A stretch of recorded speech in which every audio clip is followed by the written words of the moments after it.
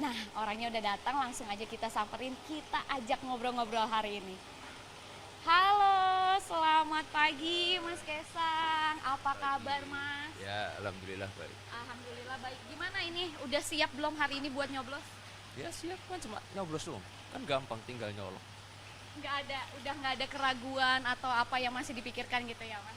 Ya banyak, tapi ya nggak apa-apa udahlah santai dijalanin. Kan udah selama 4 bulan terakhir saya keliling ya udah kerja keras. Kita tinggal tunggu hasilnya hari ini aja.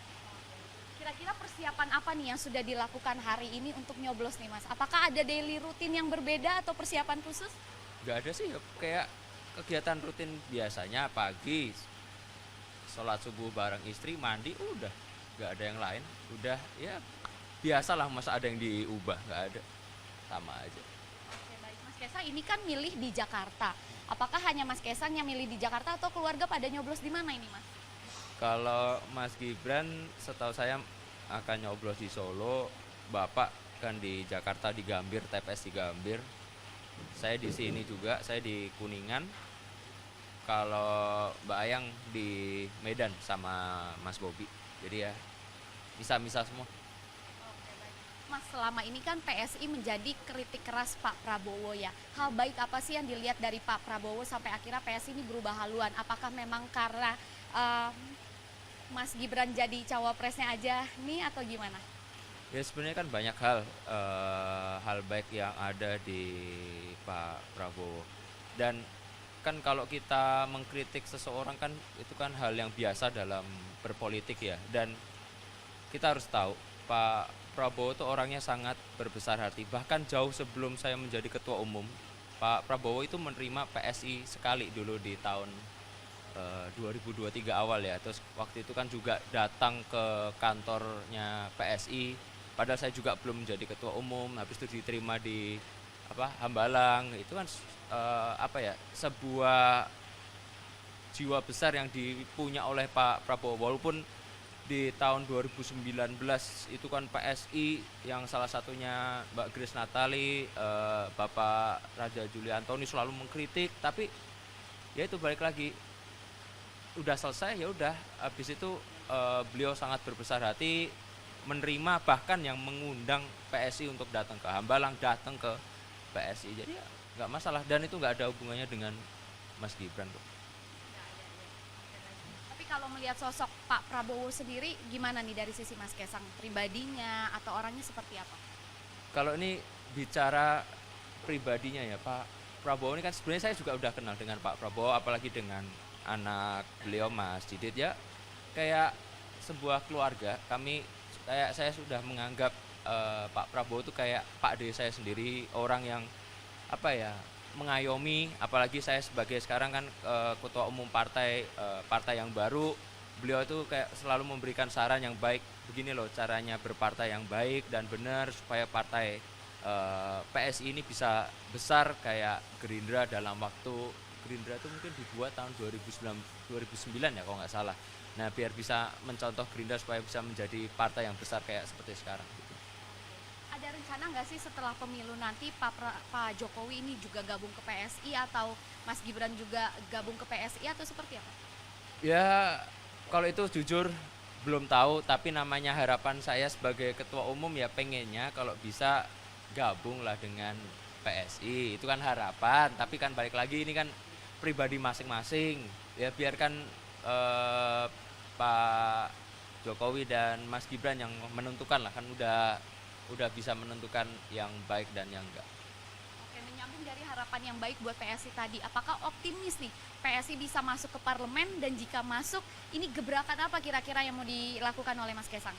Ya kalau optimis ya harus optimis lah masa ngomong ke orang-orang pesimis dan kita juga udah punya survei internal yang dimana hasil kita sudah di atas 5,1% bahkan ada yang nyampe ke 6% juga dan gebrakan yang saya minta ke teman-teman PSI ketika nanti lolos ke parlemen, lolos ke Senayan itu adalah untuk meloloskan RU perampasan aset yaitu yang selalu saya bilang koruptor itu nggak takut sama penjara, koruptor itu cuma takut sama miskin, makanya salah satu untuk apa ya untuk menghilangkan korupsi di bumi Indonesia ini dengan cara RUU perampasan aset.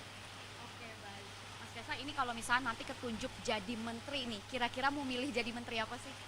Wah, saya belum terpikirkan sampai ke sana. Sekarang saya cuma fokus dulu di pemilu legislatif dulu, fokus untuk meloloskan PSI masuk ke Senayan, dan balik lagi kalau masalah menteri itu kan haknya presiden, haknya Pak Prabowo, yang dimana ya biarkan Pak Prabowo nanti yang inilah yang memilih.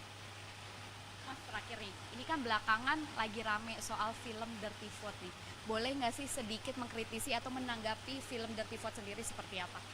Ini jujur ya, saya tuh malah sebenarnya saya tahu ada film Dirty Vote, tapi satu saya nggak tahu nontonnya di mana.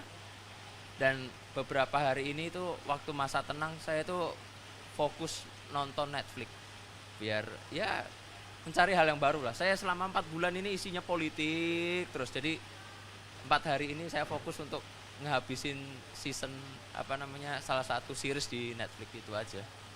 Oke, apakah Mas Kaisang ini juga hobinya nonton, dan boleh tahu nggak sih series apa yang terakhir ditonton ini? Young Sheldon, udah itu aja. Emang suka nonton series juga?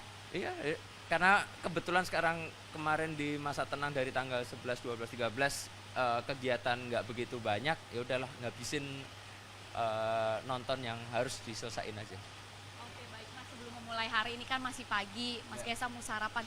Boleh tahu nggak sih makanan favorit Mas Kaisang apa? Nggak ada sih, nggak ada.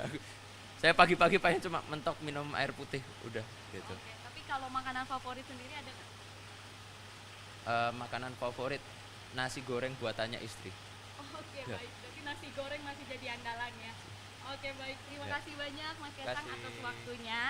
Nah, nanti saya masih akan ngobrol lagi hal yang lainnya. Saksikan terus liputan 6 SCTV spesial pemilu. Langsung, kan gampang tinggal nyolong. Udah nggak ada keraguan atau apa yang masih dipikirkan gitu ya, Mas? Ya banyak, tapi ya nggak apa-apa, udahlah santai dijalanin. Kan udah selama 4 bulan terakhir saya keliling, ya udah kerja keras, kita tinggal tunggu hasilnya hari ini aja. Kira-kira persiapan apa nih yang sudah dilakukan hari ini untuk nyoblos nih, Mas? Apakah ada daily rutin yang berbeda atau persiapan khusus? Nggak ada sih, ya kayak kegiatan rutin biasanya pagi, sholat subuh bareng istri, mandi, udah nggak ada yang lain. Udah ya biasalah, masa ada yang diubah, nggak ada, sama aja. Oke, baik. Mas Kaisang ini kan milih di Jakarta. Apakah hanya Mas Kaisang yang milih di Jakarta atau keluarga pada nyoblos di mana ini, Mas? Kalau Mas Gibran setahu saya akan nyoblos di Solo, Bapak kan di Jakarta di Gambir, TPS di Gambir. Saya di sini juga, saya di Kuningan. Kalau Mbak Ayang di Medan sama Mas Bobi. Jadi ya misah-misah semua. Oke, baik. Mas, selama ini kan PSI menjadi kritik keras Pak Prabowo ya. Hal baik apa sih yang dilihat dari Pak Prabowo sampai akhirnya PSI ini berubah haluan? Apakah memang karena Mas Gibran jadi cawapresnya aja nih atau gimana? Ya sebenarnya kan banyak hal baik yang ada di Pak Prabowo. Dan kan kalau kita mengkritik seseorang kan itu kan hal yang biasa dalam berpolitik ya. Dan kita harus tahu Pak Prabowo itu orangnya sangat berbesar hati. Bahkan jauh sebelum saya menjadi ketua umum, Pak Prabowo itu menerima PSI sekali dulu di tahun 2023 awal ya. Terus waktu itu kan juga datang ke kantornya PSI. Padahal saya juga belum menjadi ketua umum. Habis itu diterima di Hambalang. Itu kan sebuah jiwa besar yang dipunya oleh Pak Prabowo. Walaupun di tahun 2019 itu kan PSI yang salah satunya Mbak Grace Natali, Bapak Raja Juli Antoni selalu mengkritik, tapi ya itu balik lagi, udah selesai ya udah. Habis itu beliau sangat berbesar hati menerima, bahkan yang mengundang PSI untuk datang ke Hambalang, datang ke PSI. Jadi ya nggak masalah, dan itu nggak ada hubungannya dengan Mas Gibran kok. Tapi kalau melihat sosok Pak Prabowo sendiri gimana nih dari sisi Mas Kaisang, pribadinya atau orangnya seperti apa? Kalau ini bicara pribadinya ya, Pak Prabowo ini kan sebenarnya saya juga udah kenal dengan Pak Prabowo, apalagi dengan anak beliau Mas Didit ya, kayak sebuah keluarga. Saya sudah menganggap Pak Prabowo itu kayak Pak D saya sendiri, orang yang apa ya, mengayomi, apalagi saya sebagai sekarang kan ketua umum partai, partai yang baru. Beliau itu kayak selalu memberikan saran yang baik, begini loh caranya berpartai yang baik dan benar supaya partai PSI ini bisa besar kayak Gerindra dalam waktu.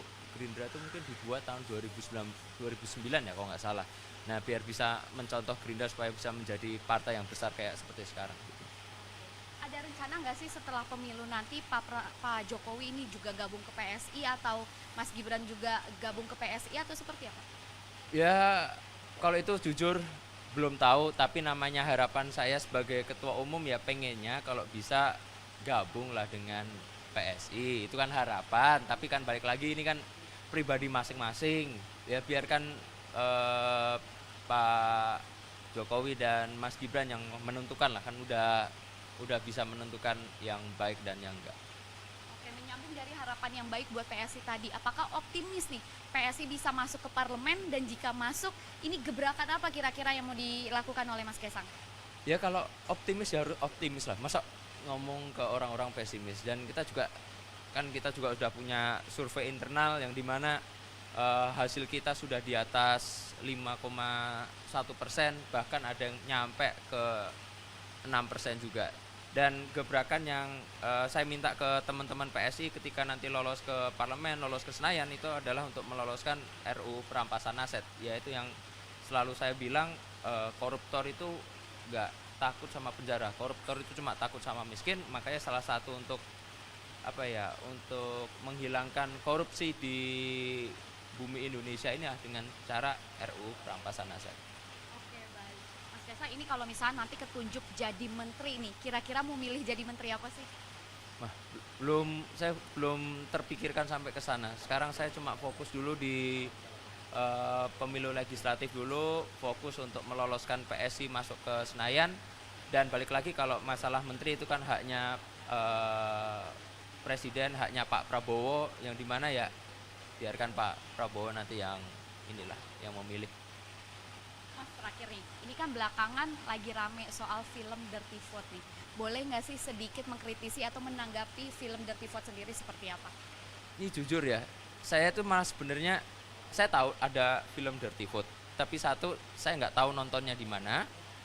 Dan beberapa hari ini tuh waktu masa tenang saya tuh fokus nonton Netflix, biar ya mencari hal yang baru lah. Saya selama 4 bulan ini isinya politik terus, jadi 4 hari ini saya fokus untuk ngehabisin season salah satu series di Netflix itu aja. Oke, apakah Mas Kaisang ini juga hobinya nonton, dan boleh tahu nggak sih series apa yang terakhir ditonton ini? Yang Sheldon, udah itu aja. Emang suka nonton series juga? Iya, karena kebetulan sekarang kemarin di masa tenang dari tanggal 11, 12, 13 kegiatan nggak begitu banyak, ya udahlah ngabisin nonton yang harus diselesain aja. Oke, baik Mas, sebelum memulai hari ini kan masih pagi, Mas Kaisang mau sarapan. Boleh tahu nggak sih makanan favorit Mas Kaisang apa? Nggak ada sih, nggak ada. Saya pagi-pagi paling cuma mentok minum air putih, udah gitu. Oke, tapi kalau makanan favorit sendiri ada nggak?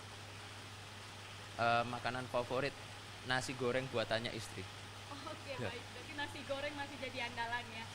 Oke, baik. Terima Ya. kasih banyak Mas Kaisang Kasih. atas waktunya. Nah, nanti saya masih akan ngobrol lagi hal yang lainnya. Saksikan terus liputan 6 SCTV spesial pemilu.